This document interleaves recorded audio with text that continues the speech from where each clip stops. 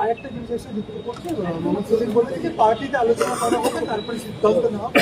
আপনাদের কথা বলতে দেখুন, আমরা বিজেপি এবং তৃণমূলের বিরুদ্ধে একটা ঐক্যবদ্ধ জোট তৈরি করার চেষ্টা বিগত 1 বছর ধরে চালাচ্ছি। সেই চালানোর জন্য আমরা ইগোকে সাইডে রেখে একাধিকবার বামেদের পার্টি অফিসে তথা আলিমুদ্দিন স্ট্রিটে এসে বসেছি, কথা বলেছি। এই পর্যায়ে আমাদের আলোচনা হয়ে আছে সিট কোথায় কোথায় দেবো, এত দূর পর্যন্ত গড়িয়েছে আমাদের। কংগ্রেসের সাথে আমরা একাধিকবার চিঠি দিলেও সেই ধরনের রেসপন্স আসেনি। আনঅফিসিয়ালি আমরা যতটুকু জানতে পেরেছি, এই এত বড় ডিসিশন নেওয়ার ক্ষেত্রে আপনার এআইসিসির একটা ভূমিকা থাকে। সেই জন্য আমরা এআইসিসিকে এই বিষয়টা নিয়ে লেটার করেছি। এখন দেখার বিষয় কংগ্রেসের থেকে কি আসছে। ইন দি মিন টাইম আমরা গত রাত্রে জানতে পারলাম যে মোহাম্মদ সেলিম সাহেব এবং হুমায়ুন সাহেব আলোচনা করেছেন। কে কার সাথে আলোচনা করবেন, কোন পার্টি কার সাথে জোটে যাবে, সেটা আইএসএফ তো ঠিক করে দিতে পারে না। তবে আমাদের অবস্থান স্পষ্ট দিনের আলোর মতো। সেটা হচ্ছে যারা প্রকৃত অর্থে বিজেপি এবং তৃণমূলের বিরুদ্ধে লড়াই করতে চাইছেন এবং সেকুলার মাইন্ডে যারা চলে, শুধুমাত্র ওই পোশাক আশাকে সেকুলার নয়, কাজকর্মে সেকুলার, কথাবার্তা তো সেকুলার যারা চলে, তাদেরকে নিয়েই আমরা আপকামিং ইলেকশনে জোট করব। হুমায়ুন সাহেবকে নিয়ে আমাদের অবস্থান অনেক আগেই আমাদের পার্টির পক্ষ থেকে ক্লিয়ার হয়েছে। আমাদের কাছে হুমায়ুন সাহেবের মানে একটা মেসেজ কনভে হয়েছিল, তার পার্টির কোনো এক নেতা কনভে করেছিল, জানিয়েছিলেন। সেই মেসেজ আমি আমাদের রাজ্য কমিটি কোর কমিটিতে কনভে করেছি। আমাদের এখন পর্যন্ত হুমায়ুন সাহেবের সাথে কিভাবে চলবেন, কি করবেন, সেটা এখনো ডিসিশন হয়নি। সুতরাং যেটা ডিসিশন আমরা এখনো নিইনি, সেই বিষয়ে তার থেকে বেশি কথা আমি বলতে পারবো না।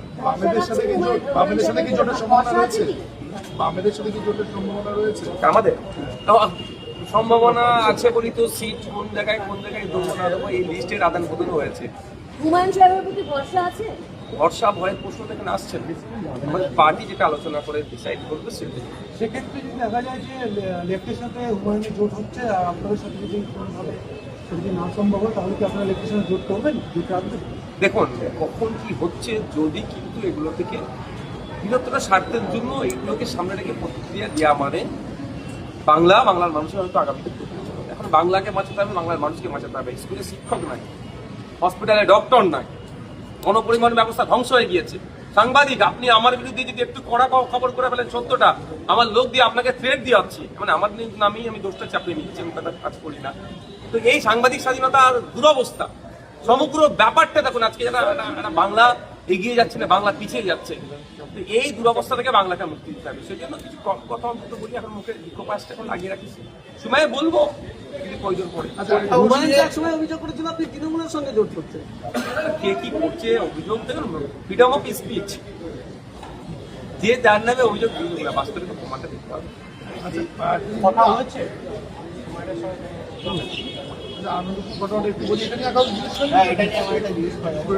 এক সময় এই বামপন্থী দল তারা বাবরি মসজিদকে ব্ল্যাক ডে হিসাবে বলতো, সে জায়গায় দাঁড়িয়ে যিনি বাবরি মসজিদ বানিয়েছে তার সঙ্গে এই কথাবার্তা জোর এই সবে দেখছে। বাবরি মসজিদ যেদিনকে শহীদ করেছিল অযোধ্যার, সেই দিনটাকে ব্ল্যাক ডে হিসাবে আমরা মানে লাস্ট 2025 আমরা পালন করেছি, আগামী দিনে আমরা পালন করবো। এখানে কোনো কম্পেয়ারের জায়গা নাই।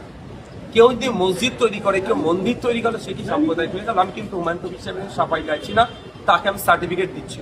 কিন্তু আমার প্রশ্ন এখানে, কেউ মসজিদ তৈরি করলে কারো কি অপরাধ, এটা আমি জানতে চাইছি। কালকে যদি আমাদের জোটের কোনো একটা দলের পক্ষ থেকে কোনো একজন নেতা মনে করেছেন তিনি মন্দির তৈরি করবেন, একদম ছেলে বেরিয়ে যাবো। কিন্তু আবারও বলছি, হুমায়ুন কবির সাহেবের মসজিদ তৈরি করাকে আমি জাস্টিফাই করছি না বা সার্টিফিকেট আমি দিচ্ছি না। यही सवाल थोड़ा हिंदी में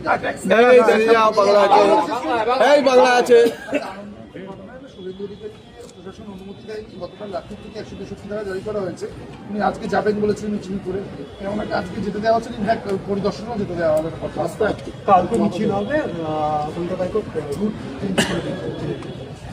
দেখুন কোর্টে গিয়ে বিরোধীদেরকে মিটিং মিছিল বা যে ধরনের ইনসিডেন্ট যেখানে হচ্ছে সেই জায়গায় পৌঁছাতে হচ্ছে, মানে বিরোধীদেরকে এনতান প্রকারে আটকাতে হবে। আপনারা জানেন 144 ভাঙড়ে পঞ্চায়েত ইলেকশনের পরে তখন 144 ছিল, এখন 163 হয়ে গিয়েছে, তখন 144 ছিল, আটকানো হয়েছিল। আমি বিধায়ক, আমাকে আমাদের বিধানসভায় ঢুকতে দেওয়া হচ্ছিল না। যখন আমি কোর্টে এসেছিলাম তখন কোর্টে এসে বলছে 144 আমরা তুলে নিয়েছি। এটা শর্টকাট চলছে, এটা সার্কাস চলছে। বিরোধীরা যত যাবে তত সত্য উদ্ঘাটন হবে। তবে কেউ যদি নাটক করে, সেটাকে যদি কেউ মিসলিড করে, সেটা তার মানে রাজনীতির জন্য দুর্ভাগ্য। কিন্তু এটাই আমি আশা করব যে রাজ্যে বা দেশে, আমাদের দেশে বা আমাদের রাজ্য বলি, বিরোধী যত শক্তিশালী হবে, বিরোধী যত ভোকাল হবে, ডেমোক্রেসি ততটাই স্ট্রং হবে, ততটাই সুরক্ষিত থাকবে। কি রাজ্য সরকার কি কেন্দ্র সরকার, বিরোধীদেরকে 163 নাম দিয়ে বারবার আটকানো হয়েছে।